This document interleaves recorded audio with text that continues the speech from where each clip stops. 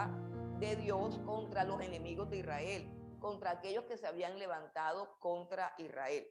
Y ahora vamos a ver lo que es la restauración en sí del pueblo de Israel, de los habitantes de Israel. Vamos a leer el capítulo 37 de Ezequiel, el capítulo más famoso del libro de Ezequiel, que es el Valle de los Huesos Secos.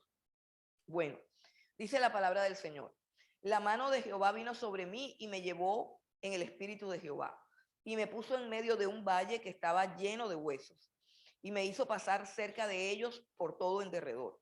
Y he aquí que eran muchísimos sobre la faz del campo y por cierto secos en gran manera. Y me dijo: hijo de hombre, ¿vivirán estos huesos? Y dije: Señor Jehová, tú lo sabes. Me dijo entonces: profetiza sobre estos huesos y diles: huesos secos, oíd palabra de Jehová. Así ha dicho Jehová el Señor a estos huesos: he aquí, yo hago entrar espíritu en vosotros y viviréis. Y pondré tendones sobre vosotros y haré subir sobre vosotros carne. Y os cubriré de piel y pondré en vosotros espíritu y viviréis y sabréis que yo soy Jehová.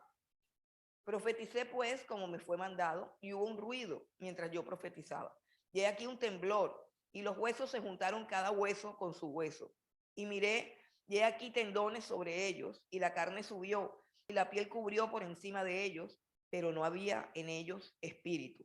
Y me dijo: profetiza al espíritu, profetiza, hijo de hombre, y di al espíritu: así ha dicho Jehová el Señor, espíritu, ven de los cuatro vientos y sopla sobre estos muertos y vivirán.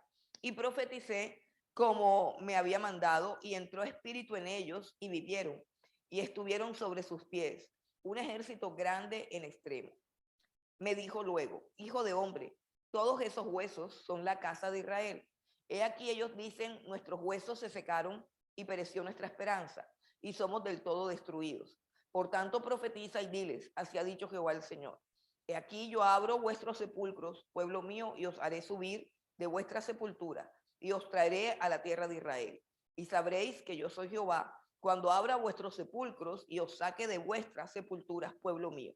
Y pondré mi espíritu en vosotros y viviréis, y os haré reposar sobre vuestra tierra, y sabréis que yo Jehová hablé y lo hice, dice Jehová. Gloria a Dios. Bueno, esta palabra profética inicialmente en su primer cumplimiento está dirigida directamente al pueblo de Israel como tal. Es una profecía sobre Israel. Es una palabra que se cumple primero literalmente en el pueblo de Israel. Y lo más interesante de todo esto es que se ha cumplido en gran manera. Si nosotros nos damos cuenta del proceso, vamos a mirar cómo comienza todo. Dice que Ezequiel vio un valle de huesos secos y que son huesos que son los huesos que hacen parte del cuerpo humano, o sea, huesos que para que puedan funcionar y para que puedan tener vida tienen que estar juntos. Y así fue Israel después de que fue dispersado, después de que le dio la espalda a Dios porque rechazó al Señor Jesucristo.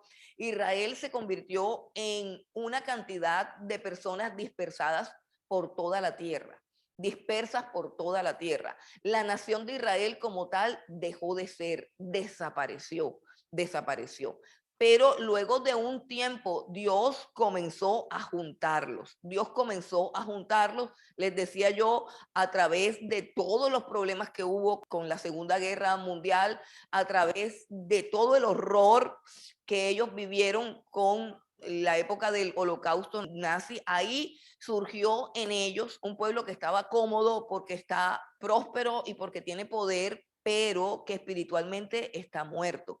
Cuando la Biblia compara al pueblo de Israel disperso por las naciones como un valle de huesos secos, estamos viendo cómo Dios los ve. Están llenos de dinero y llenos de poder, dispersos por todas las naciones, ocupan los puestos más importantes de los puestos de las naciones, de los gobernantes de las naciones, tienen libertad económica, tienen libertad política, o sea, a ellos les va bien y están cómodos, cada uno en la ciudad donde emigró o donde fue.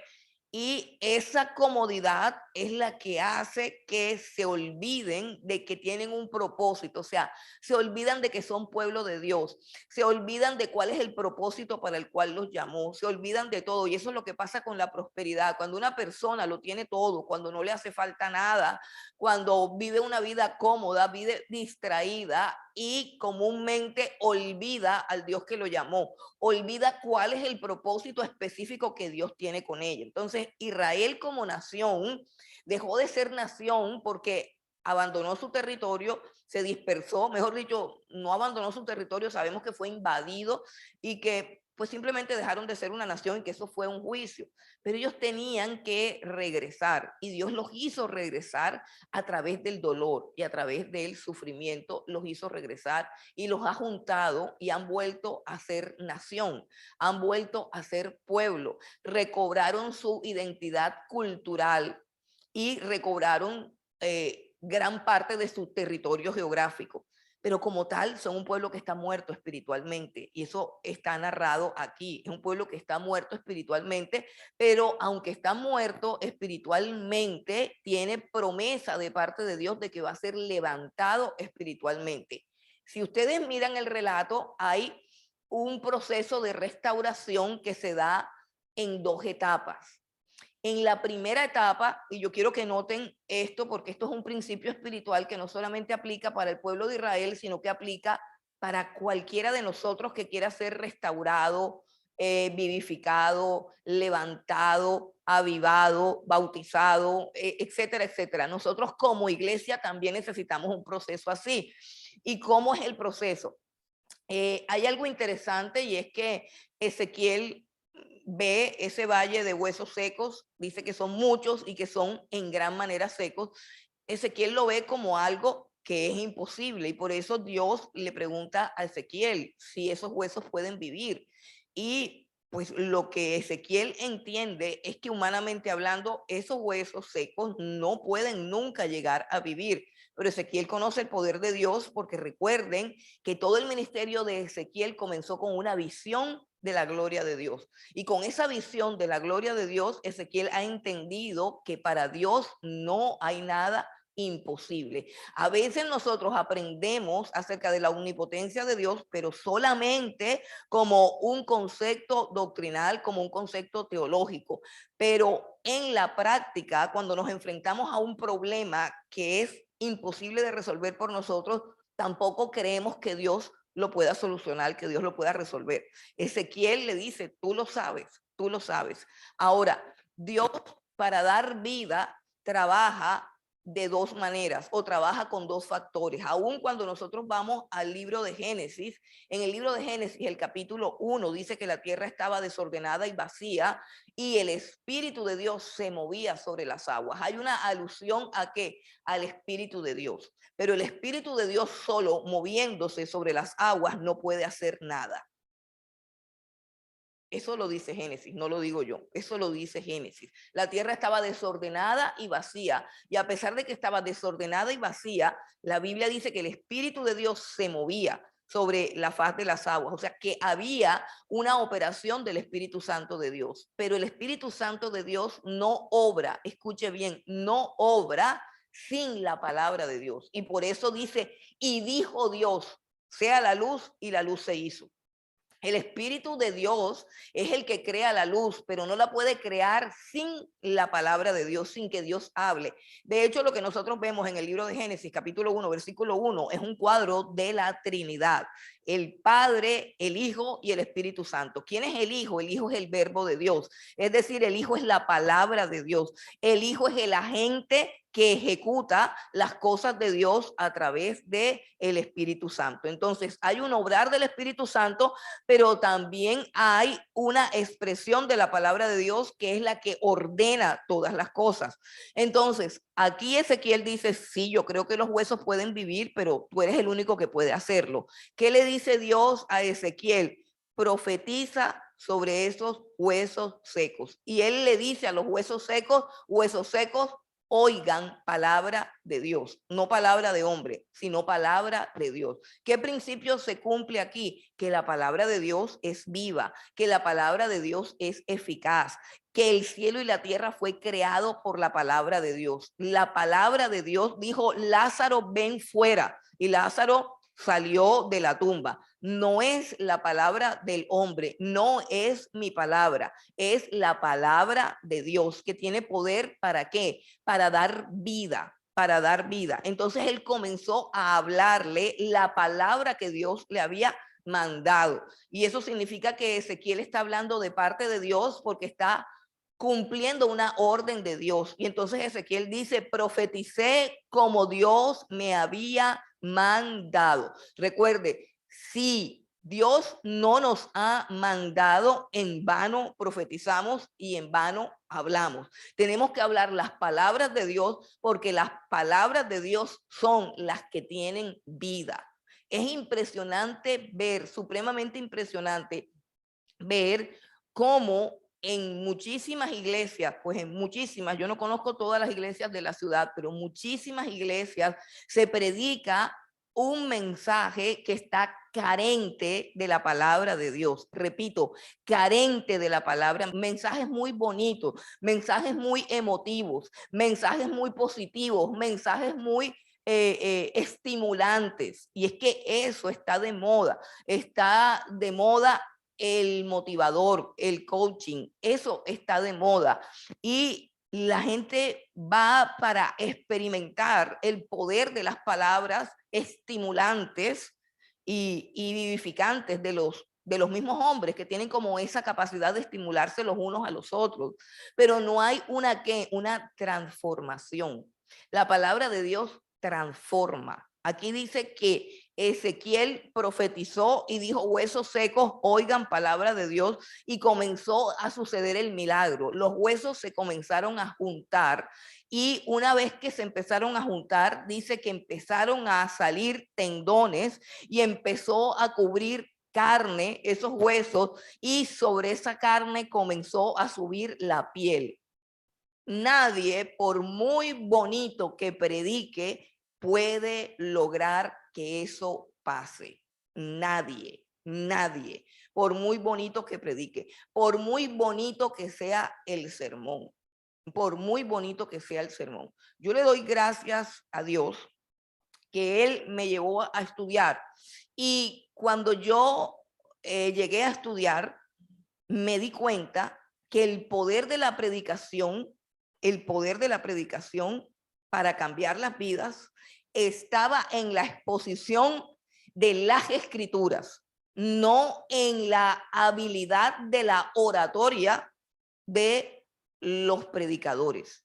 Que es que eso es lo que nosotros vemos. Vemos unos predicadores que tienen una oratoria poderosísima, que tienen una oratoria que arrasa, pero simplemente logran tener multitudes detrás que quieren escuchar, pero esas multitudes no son transformadas. El problema de la predicación es que la predicación me tiene que transformar, y la única forma de que la predicación transforme es que la predicación no sea un discurso elegante y bueno de una persona que sepa predicar, sino la exposición de las palabras de Dios. Y repito, veo tantos sermones carentes de versículos bíblicos, carentes de la palabra de Dios. ¿Dónde está la autoridad de la predicación? En la exposición de la palabra. A veces escucho hermanos que me dicen, mire, yo fui, prediqué allí, prediqué acá, muéstrame para ver qué predicaste. Predicó muy bonito, pero no citó ningún versículo, no abrió la Biblia. Cuando yo no abro la Biblia, sino que comienzo a hablar y hablar y hablar y hablar, el mensaje que yo les comunico a mis oyentes es que yo soy la fuente de esa sabiduría. Y por eso es que hay tanta soberbia, tanta arrogancia, tanta altivez y sobre todo tanta idolatría de las personas hacia el predicador o el pastor o el líder, como se quiera llamar. Si yo no abro las escrituras, sino que baso todo en Dios me dijo, Dios me dijo, Dios me dijo y Dios me mostró, entonces me estoy devolviendo al Antiguo Testamento y me estoy poniendo a la par con Moisés o con Elías o con Ezequiel o con cualquiera de ellos que recibían una palabra directa de Dios. Pero la única palabra que hay de parte de Dios es esta, la que está escrita. Y en la medida en que yo la expongo, en la medida en que yo abro las escrituras y en la medida en que las personas comienzan a respetar el libro, que es el propósito de este instituto. Desde aquí puedo ver personas con los brazos cruzados que no abren sus Biblias, no las abren, sus ojos no siguen los renglones de la Biblia, porque estamos acostumbrados a simplemente oír y deleitarnos con lo que oímos. ¿Recuerdan la gente de Berea, que el apóstol Pablo habló de la nobleza de los bereanos porque no se comían lo que el apóstol Pablo estaba diciendo, sino que abrían la Biblia para saber si era verdad? Ese es el propósito de los cuadernillos, que usted aprenda a abrir la Biblia, que usted no sea una persona que simplemente contempla a los oradores, sino que usted sea una persona que pueda abrir las escrituras y encontrar la verdad por sí misma y absorber de este libro todo el poder que tiene la palabra de Dios. La Biblia dice, un versículo que todos nos sabemos de memoria en Timoteo: toda la escritura es inspirada por Dios. Se lo saben de memoria. ¿Qué significa eso? Significa que cuando yo leo esta palabra, cuando yo me como esta palabra, el aliento de Dios entra en mí. Nosotros queremos unas experiencias extrasensoriales con el Espíritu Santo y pensamos, eso debe depender de los músicos, de la adoración, de entrar en un éxtasis, y no entendemos que cada palabra que hay aquí en este libro es inspirada por Dios. El término teumneptus es más que inspirada, es exhalada por Dios. Quiere decir que tiene el aliento de Dios, las palabras de este libro. ¿Por qué no hemos sido completamente transformados? ¿Por qué nos apagamos? ¿Por qué nos desanimamos? ¿Por qué perdemos el norte? ¿Por qué entramos en depresión? ¿Por qué entramos en temor? ¿Por qué entramos en crisis mentales y emocionales? Porque continuamente nos estamos alimentando de palabras de muerte y no de palabras de vida eterna. ¿Recuerdan a Pedro? ¿A quién iremos, Señor Jesús? Solamente tú tienes palabras de vida eterna. Entonces, la palabra de Dios que está escrita aquí tiene el poder de darme el aliento de Dios, de darme la vida de Dios. Y eso es lo que está haciendo Ezequiel. Está proclamando la palabra de Dios a esos huesos, y esos huesos se están uniendo, se están llenando de carne, se están cubriendo de piel. ¿Quién hizo eso? La palabra de Dios. Pero si bien es un proceso completo de unir los huesos, cubrirlos, restaurarlos, levantarlos y luego darle vida a esos cuerpos que ya están completos, pero que siguen muertos. Así dice el versículo número 8, dice, y miré y aquí tendones sobre ellos y la carne subió y la piel cubrió por encima de ellos, pero no había en ellos, ¿qué? No había en ellos espíritu. Eso es lo que sucede cuando la iglesia se fragmenta. O sea, cuando la iglesia se fragmenta en corrientes que es solo escritura. Solo escritura. O sea, aquí solamente estudiamos la Biblia, no creemos en los dones del Espíritu Santo, no creemos en las manifestaciones del Espíritu Santo, no creemos en las lenguas, ni creemos que deba haber un bautismo en el Espíritu Santo. Esa es una, digamos, una posición calvinista, fundamentalista, reformada, como dicen ellos. Son cesacionistas. Ellos dicen que los milagros ya eso fue por allá en la iglesia primitiva, que las lenguas también son por allá de la iglesia primitiva, que esos dones no, y que es solamente escritura. Y está el otro segmento de la iglesia, que es un segmento que no lee la Biblia, porque dicen que la letra mata, que eso es puro conocimiento, que eso envanece, y se dedican solamente al espíritu.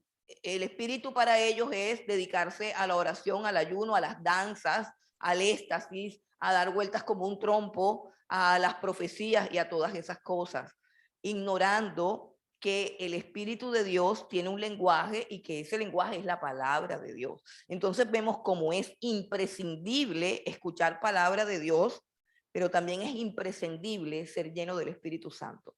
Aunque escucharon la palabra de Dios, todavía no había vida en ellos. Y entonces Dios le dice, como no hay en ellos espíritu, pero caramba, la palabra hizo un gran cambio. La sola palabra profética que pronunció Ezequiel hizo un cambio abismal.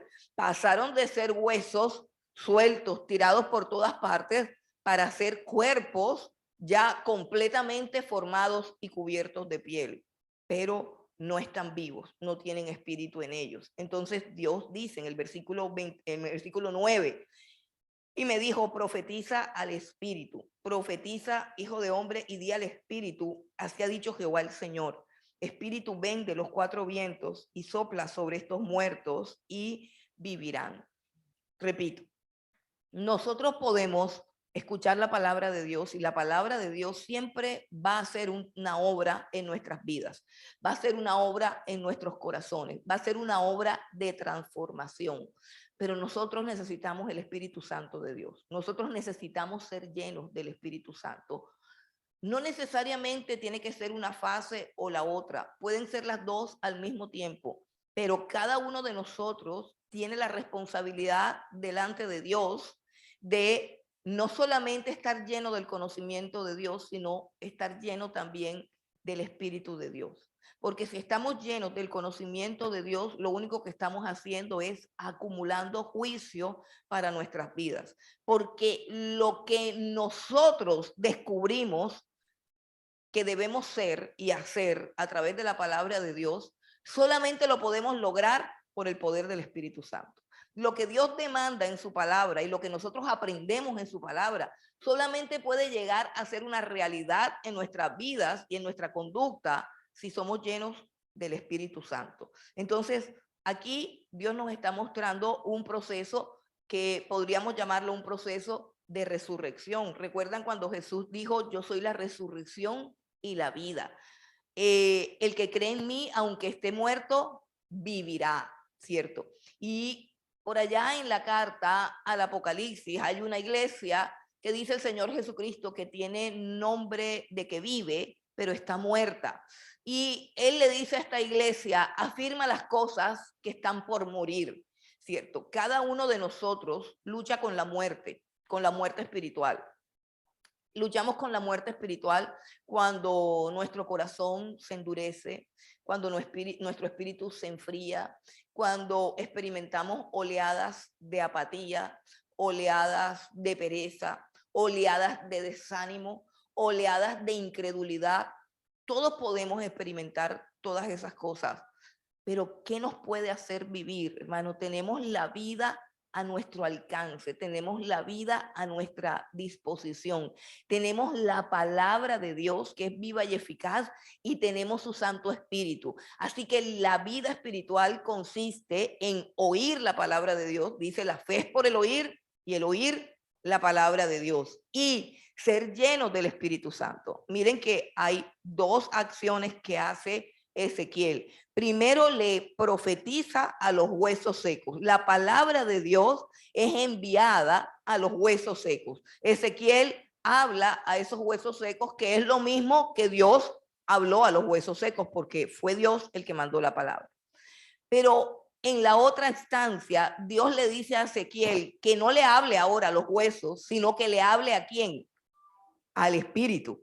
O sea, lo primero es que le hable a los huesos y lo segundo es que le hable al espíritu, ¿cierto? Entonces ahí están las dos cosas que producen vida en nosotros. La palabra de Dios que es expuesta, que es predicada, que llega a nuestras vidas, que llega a nuestras almas, que llega a nuestros corazones.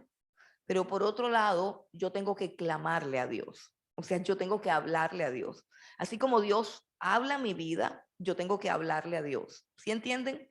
De nada vale que Dios me hable todos los días si yo no le hablo a Dios todos los días. Y las dos cosas son supremamente necesarias. ¿Para qué?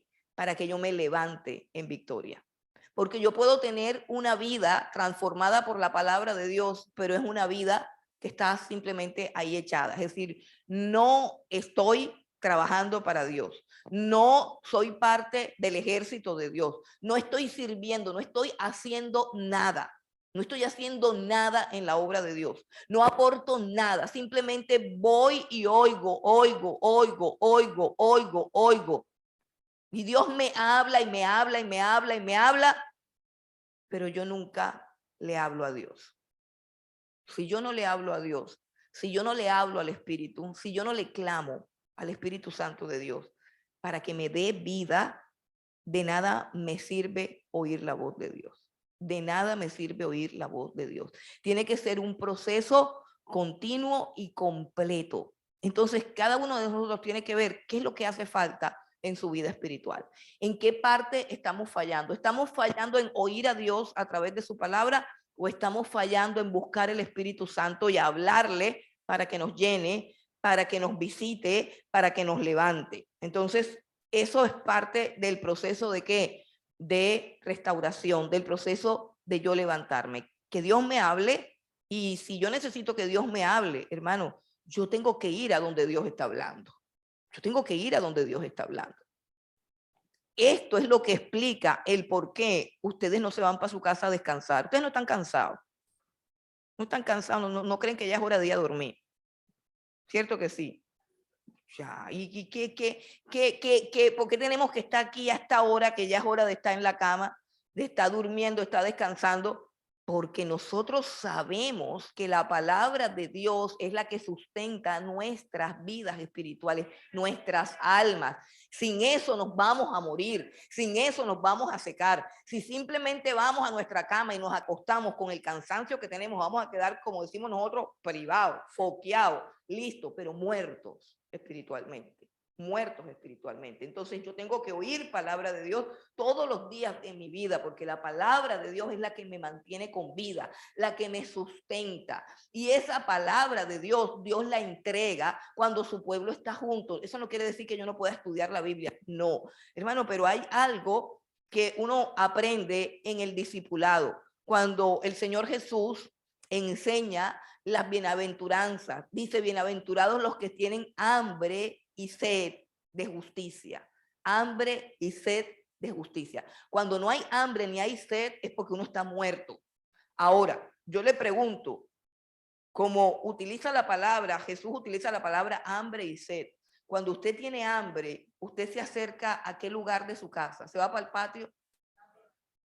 Cuando uno tiene hambre comienza a dar vueltas por la cocina, porque por ahí es donde hay comida, ¿cierto? O a veces las mamás, cuando estamos en la cocina, bueno, ya yo estoy sola, entonces el que viene es el gato.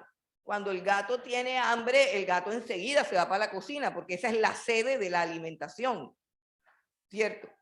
Entonces, ese cuento de que yo nunca voy a la iglesia, yo no estudio, yo no me congrego, yo no hago nada, porque, bueno, eso es que no tienes hambre, y si no tienes hambre estás muerto. Entonces tenemos que tener esa hambre, que esa hambre es la que hace que uno haga un esfuerzo adicional y en vez de tirarse en una cama y caer privado, dice: yo voy a buscar la palabra de Dios. Y luego, ahora, tú llegas a tu casa y también te puedes acostar, pero tú debes hablarle a Dios. Tú debes hablarle al Espíritu Santo. Tú debes invocarlo. Tú debes invocarlo, porque de eso depende de que tú seas una persona levantada por el poder de Dios y que puedas servir. Porque mire lo que dice acá en el versículo que dice: y profeticé como me había mandado, y entró espíritu en ellos, y vivieron, y estuvieron sobre sus pies. Y dice que era un ejército grande en extremo. O sea, que no son personas perezosas, no son personas que no saben quiénes son ni a dónde van, no son personas confundidas. No, piensen en un ejército. Piensa en un ejército. Un ejército conoce que va para la guerra. Un ejército conoce el enemigo. Un ejército está armado para la batalla. Un ejército está de pie y está lleno de valor y de coraje. y de conocimiento, repito, del enemigo y de la batalla que se va a librar. Un ejército no está durmiendo, un ejército no está desapercibido. Entonces, todo eso se consigue a través de la exposición de la palabra de Dios, que Él es el que nos da la luz, la guía, la dirección, y a través de que yo busque el Espíritu de Dios, de que yo busque el rostro de Dios en oración. Ahora viene Dios a decir claramente a Ezequiel lo que significa la visión que ha tenido. Dice el versículo 11, me dijo luego, hijo de hombre, todos estos huesos son la casa de Israel. He aquí que ellos dicen, nuestros huesos se secaron y pereció nuestra esperanza y somos del todo destruidos. Por tanto, profetiza y diles, así ha dicho Jehová el Señor.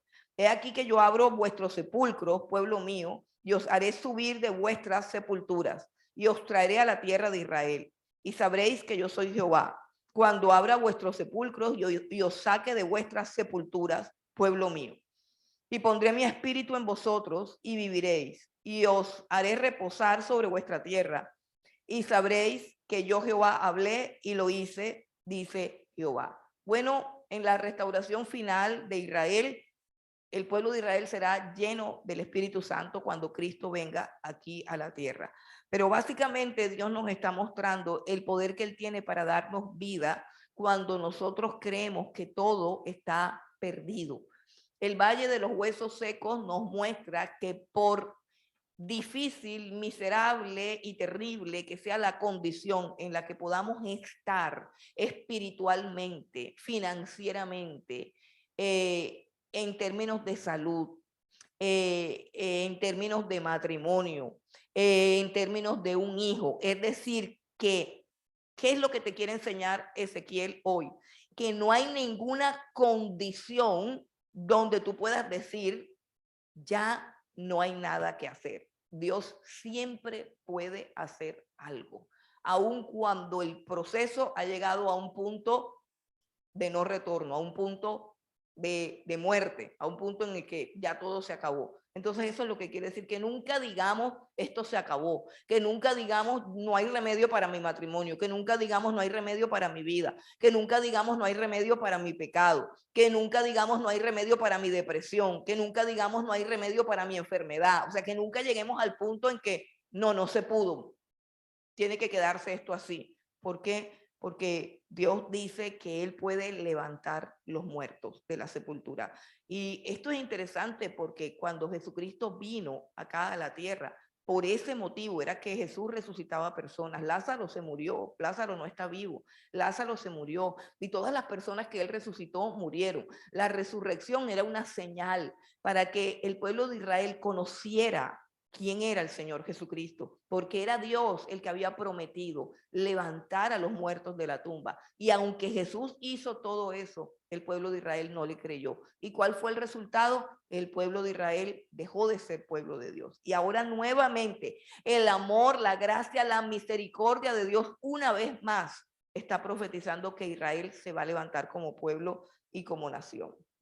Bueno, continuamos con el versículo 15 y en el versículo 15 hay un anuncio de la unificación del reino. La unificación del reino, recuerden que una de las cosas más terribles que sucedió en Israel fue que el reino se dividió.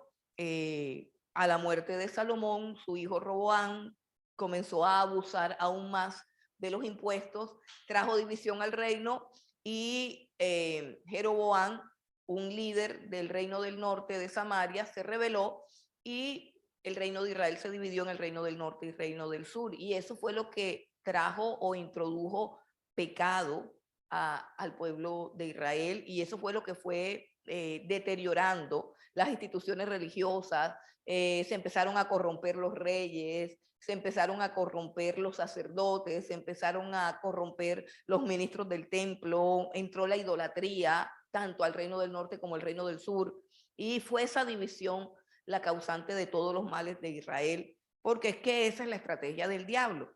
El diablo siempre divide, porque un reino o una casa dividida contra sí mismo, dijo el Señor Jesús, que no podrá prosperar, no podrá resistir. Bueno, entonces en la restauración de Israel, Dios comprende o Dios anuncia la unión del reino del norte y el reino del sur. O sea, Judá e Israel juntos. Y lo hace con unos palos.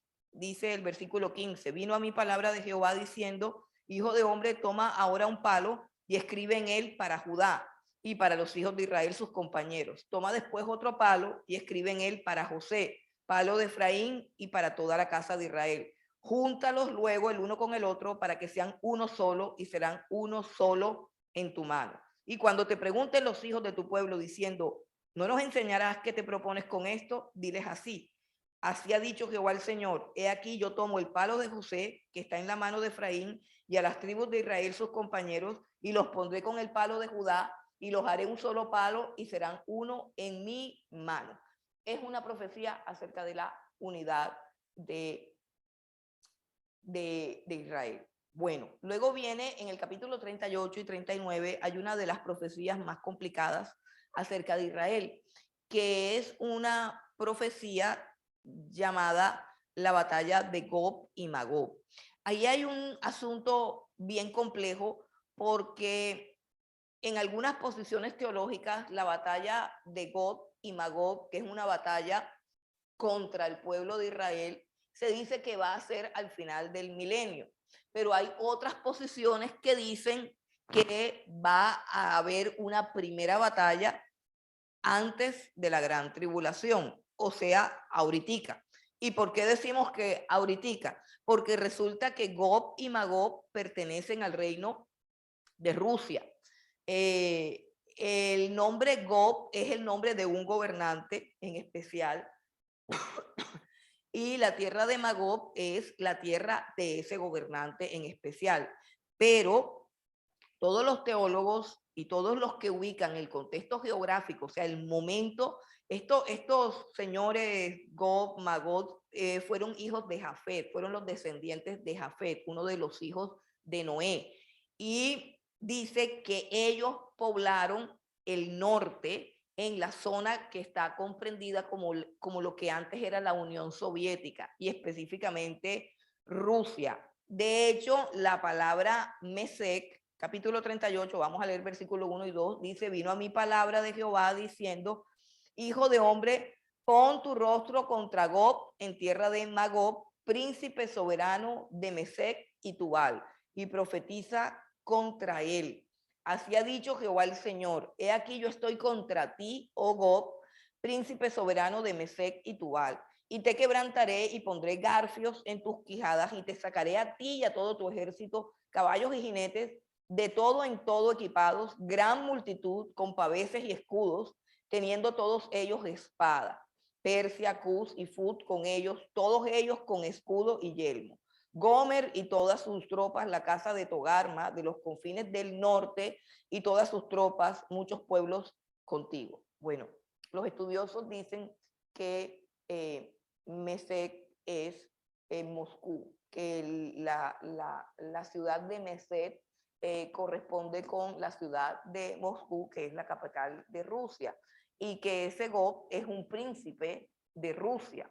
Entonces, eso hoy tiene trastornados a todos los expertos en escatología, porque es muy probable que esta guerra se dé. O sea, es muy probable que Rusia, por algunas situaciones que se están presentando con el gas, yo no entiendo cómo es el asunto, que como que ahora alguien le está llevando el gas a Israel y yo no sé qué es lo que está pasando, pero dicen que hay muchas probabilidades de que Rusia invada a Israel, políticamente hablando. Es decir, que existen esas posibilidades, es decir, que en el desarrollo de esta guerra que no termina, que cada vez se enreda más, que cada vez se complica más y que Rusia está buscando pues aliados, dicen que es muy posible, de hecho, muchos rabinos judíos dicen que ellos saben que Rusia los va a invadir en poco tiempo. Ese sería Gog y Magog. Esa sería la tierra de Mesec o Moscú, como dicen los que interpretan estas cosas y que saben de ubicar dónde estaban o dónde fueron esos descendientes, porque ellos fueron descendientes de Jafet. Entonces les siguieron como el recorrido y saben dónde se ubicaron. Ellos se ubicaron en toda Rusia. Entonces, hermanos, se dice que esta batalla que se aproxima, o mejor dicho, que esta guerra que hay ahora mismo puede desencadenar una invasión a Israel y que eso sería también como el principio ya pues del fin del mundo. El principio ya, porque en ese momento y en ese escenario tendría que manifestarse inmediatamente el anticristo, que es aquel que le va a conceder la paz al pueblo de Israel. Bueno, todas esas cosas tienen que ver ya con la escatología, pero básicamente Gog y Magog son los enemigos de Israel y se relacionan con el pueblo de Rusia. Hay algo interesante en el versículo 14 del capítulo 38. Dice, por tanto profetiza, hijo de hombre, y di a Gog, así ha dicho Jehová el Señor, en aquel tiempo, cuando mi pueblo Israel habite con seguridad, no lo sabrás tú, vendrás de tu lugar, de las regiones del norte, tú y muchos pueblos contigo, todos ellos a caballo, gran multitud y poderoso ejército, y subirás contra mi pueblo Israel como nublado para cubrir la tierra. Será al cabo de los días, y te traeré sobre mi tierra para que las naciones me conozcan cuando sea santificado en ti, oh Gog, delante de mis ojos.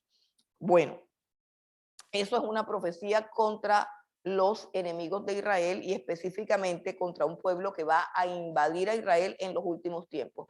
No se sabe si es en los últimos tiempos ahorita o si es en los últimos tiempos después del milenio, como se enseña normalmente. Bueno, y finalmente, ustedes saben que el libro de Ezequiel comienza con la visión del templo que ha sido profanado, que ha sido contaminado, que la gloria de Dios se va a causa de toda la inmundicia, de toda la iniquidad, de toda la idolatría, de todas las cosas asquerosas que hay al interior de sus paredes y de todas las cosas asquerosas y abominables que practican los sacerdotes al interior de ese templo. La gloria de Dios abandona al templo de Israel y por eso es que el pueblo de Nabucodonosor, o sea, el pueblo de Babilonia, entra y derriba ese templo y lo convierte en un montón de ruinas y lo quema. La gloria de Dios se va a causa de la iniquidad, de la impureza, de la inmundicia, de las blasfemias, de toda la profanación que hay al interior de ese templo. Eso es lo que da inicio a todo el ministerio profético de Ezequiel. Y Ezequiel termina ahora con una visión que Dios le da acerca de un templo. Este templo es uno de los misterios más grandes, así como lo es la guerra de Gog y Magog. Este templo es uno de los misterios más grandes